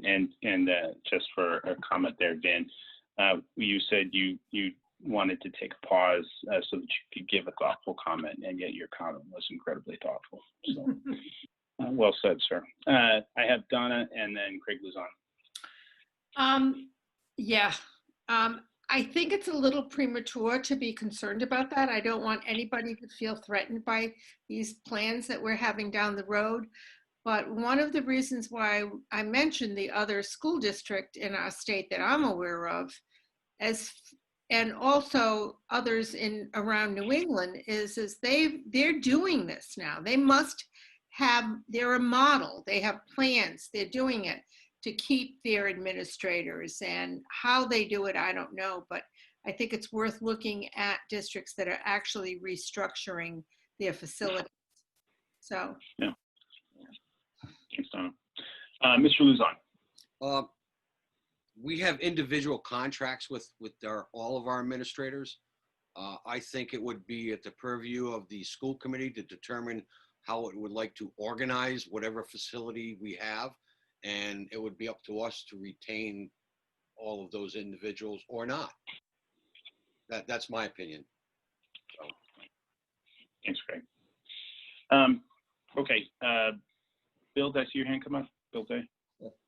I hear what Donna is saying about other towns and cities, but I guess the question that I would have for you, Ryan, is there any discussions with any of the regional school districts? We're unique. We've got 3 towns that we got to try to find middle ground on. So, Forest of Gloucester just built a humongous middle school here, I think, a couple of years ago. And maybe they're one to tell us how they were able to sell something like that. Bristol Warren, as far as I know, they're still in their original building back then. And obviously, Exeter West Greenwich is a relatively new buildings, and they have a couple older buildings there for their elementary school. So I think these are ones that maybe could be more assistance to you than Smithfield or some of these towns that are only dealing with one political entity and one tax base and everything else. So that would just be my suggestion. Thanks, sir. Good suggestion. Mrs. McAllister. I think we just need to look forward. We need to think about where we want Charahoe to be in the next 5 or 10 years, and that should be the goal. And then how we get there is this plan that we're trying to construct now. But I think we have to think about where do we want Charahoe to be, and that should drive our thinking. Thank you. Thank you. Thank you, and thank all of you for your input and comments. A lot of food for thought for us to go back to the committee with, and then return back to continue this dialogue. So just really appreciate y'all taking the time to weigh in. I see no other hands or no other comments for this, so I'm closing business. Business is closed. We're on to consent agenda items, and it's not even 9 o'clock. I'll just point that out. Who needs what polled? I believe A1 and 2. All right, we've got that one. So we've got A1 and A2 polled. Anything else, folks? I see no other hands. Let me just move this up so I make sure there's nothing in here. Mr. Luzon. So, Chair, I would like to move the remainder, but before I officially move it, I would like to recognize the donations. 1, donations of coffee and baked goods at Richmond School on opening day from the Maddie Potts Foundation in honor of Maddie Potts and Hallie Linekrey, with the assistance of the Richmond School PTO and Higher Grounds Community Coffee House in Richmond. And 2, donation from IGUS Incorporated, Joe Syringione of Rumford, Rhode Island, of 200 face shields valued at $1,000 to Hope Valley School. And 3, donation from Richmond Sand and Gravel of 15 yards of crushed stone valued at $494.34 for the Richmond School Courtyard Renovation Project led by Eagle Scout Austin Thorpe. That's my motion. Thank you. And we have a second with Linda Lyle. Therefore, a motion made and seconded to move the remainder. Those in favor? Thank you. Any opposed? Any abstention? Any recusals? I see none. Thank you. That's a unanimous vote. This brings us to A1. Chair? Yes, sir. I make a motion to approve A1 executive session minutes of September 8th, 2020. Thank you. Motion made by Craig, seconded by Linda Lyle. It's open for discussion. I see no hands. Closing discussion. Moving this to vote. Those in favor? Thank you all. Those abstaining? Thank you. Opposed or recusals? I see none. It's 9-1 with one abstention being Catherine. Thank you all. This brings us to A2. Chair, Yes, sir. I make a motion to approve A2, regular session minutes of September 8th, 2020. Thank you. Motion by Craig, seconded by Linda Lyle. This is open for discussion. I see no discussion. Those in favor? Thank you. Those abstaining? Thank you. All right, that's all of us. That's 9-1, the one abstention being Catherine. That brings us to reports. So there are no subcommittee reports as of now. So we're going to move to B, if that's okay. Okay. So under my report, we have XQ in the Rhode Island Challenge, the Momentum School Grant. Charahoe High School received an XQRI Challenge Momentum School Grant for $20,000. This is supported through XQ, the Rhode Island Foundation, and RIDE. We have flu clinics coming up. As you know, there's a big push to ensure everyone gets their flu shot. So we continue to work with them. I've spoken to both the Department of Health and RIDE to ensure that we're all on the same page as we move forward with those clinic and processes. My understanding is that pre-registration will be important and that they will most likely not allow walk-ins, but that could change. But right now they're saying that the pre-registration is how parents and our families would access the flu shot. So if I get any additional updates, I will pass that on.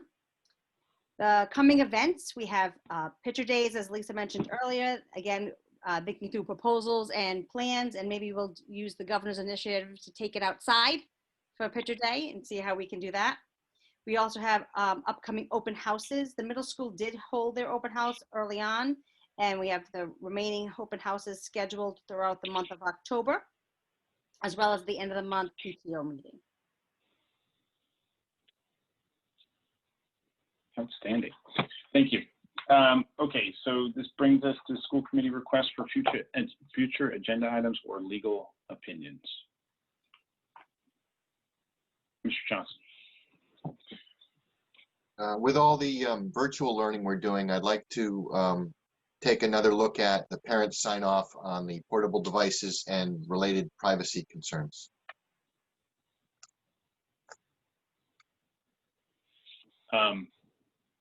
Just in terms of what our policy is on that, or? Right. Okay. Yeah, and we actually, okay. Got it. Sheila, did I see your hand? There. I don't know, we did great tonight, but I don't know if there is a way we could put on the agenda something so that we could never have a meeting that goes from 6 to 12 a.m. again. Is there a way that we can look at our agenda and know, like, you know what I mean? Like, if we know that there's something that's stacked on top of something huge, and just try to avoid that again, because I don't think it's good for anybody. Yeah, so just so all of you know, typically if it starts to look like an incredibly heavy agenda, Donna Siskavich will reach out to me or Gina will, and we'll look at moving things around and look at the timing of when decisions have to be made. And if a committee member has made a request, reaching out to that committee member, asking them if they're willing to postpone it. So there is that. I've been on this committee what feels like a long time. That was by far the longest meeting we have ever had, and it's a very unique one. And the topics that discussed, there are just a lot of passion in there, and a lot of discussion. So we could, as a committee, decide to truncate discussion and force closure of meetings at 10 per our policy. And I know that's not what you're advocating. You're just looking for better balance. I totally agree. I never intentionally support agendas that look like we're going to be going longer than 3 hours. But in just some cases, you can't predict how that's going to go. So, but there's a lot of thought that goes into the timing of it. So we'll keep thinking of that in that time. So Donna? No, I just And then wanted to Bill. say, Sheila, that was extremely unusual. I've been on the committee longer than Ryan has, and that was the very first time we've come anywhere close to that length of a meeting. I don't even think we've hit 11 o'clock at any meeting. So, you know, you must have been going, oh my God, what did I get myself into? I mean, I know. And usually we don't go past 10. We do go past 10, and we have lately more. I think I know that there have been a few, and that's. I mean, I just felt like it needed to be said just to remind us all that that's just, you know, nobody wants to be there for that. And Agreed. Worse would be to truncate. I'd rather have a long meeting than a meeting where people felt they weren't heard. So do not get me wrong. I know. Yeah, I think the committee feels the same way. I totally agree. Mr. Day.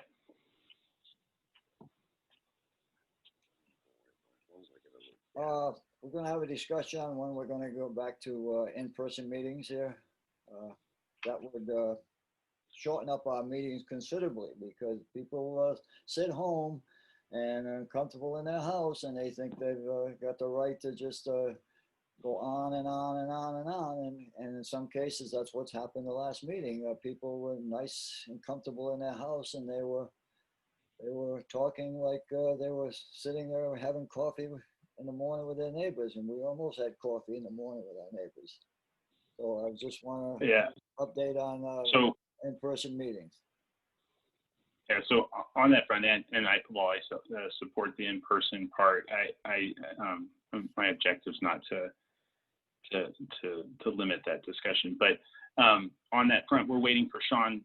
Not waiting for Sean. I don't mean to throw that at him. I know he's looking into solution spaces for us so that we can manage what we consider to be our ideal state in terms of keeping those people comfortable at home and engaged in us in these meetings. I'd love seeing the community come out the way they did. I would hate to go back to empty rooms, but also the face-to-face portion of it. I like that aspect of it. So we can't give an update tonight. Wasn't posted as an agenda, but Sean's been working on it, and when there is a path forward, and we've authorized that already in terms of some fund allocation, he'll report back to the committee, and we'll be able to go to a hybrid model, if you will. Thank you.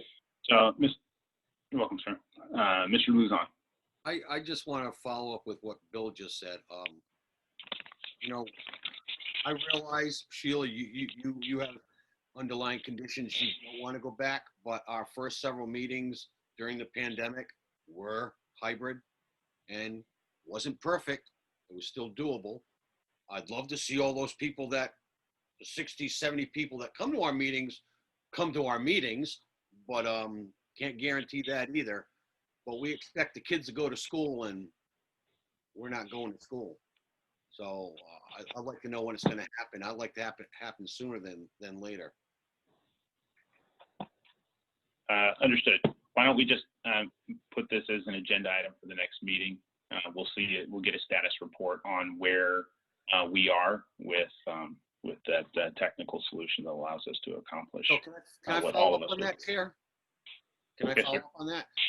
So if you hear from Sean and Sean finds something, and a week out from now, I mean, would you determine on, within your authority to, hey, we've got the stuff, it's going to be ready for that night, we're going to go with it. Are you going to make that decision, or are we going to count on the fact it's going to be a Zoom meeting next time? So if Sean, again, I'm here. the wording of this protocol. I know, but Sean, if you have a solution space that's ready for deployment, let us know. So I'm just going to tell you that I haven't moved very far from the last meeting because the last 2 weeks have been really crazy. So, okay. I mean, that's just where I'm I actually have reached out to places for quotes, but we're not that far along at the moment. So okay. That's the update I have. To Craig's point, if a solution presents itself and we've demoed it out and we're confident in it, I don't think that there's nothing gating us going to that hybrid model. So as soon as it works and we've vetted that it works and and Gina's confident and Sean's confident, then we'll do it. Okay. Any other requests for future agenda items or legal opinions? I see none, which brings us to Mr. Luzon. Chair, make a motion to adjourn. It's been motion made by Craig, seconded by Linda Lyle. Those in favor of adjournment, I'm counting that as unanimous. Thank you all. You did an outstanding job, as usual. Good night, everyone. Thank you. Good night. Right.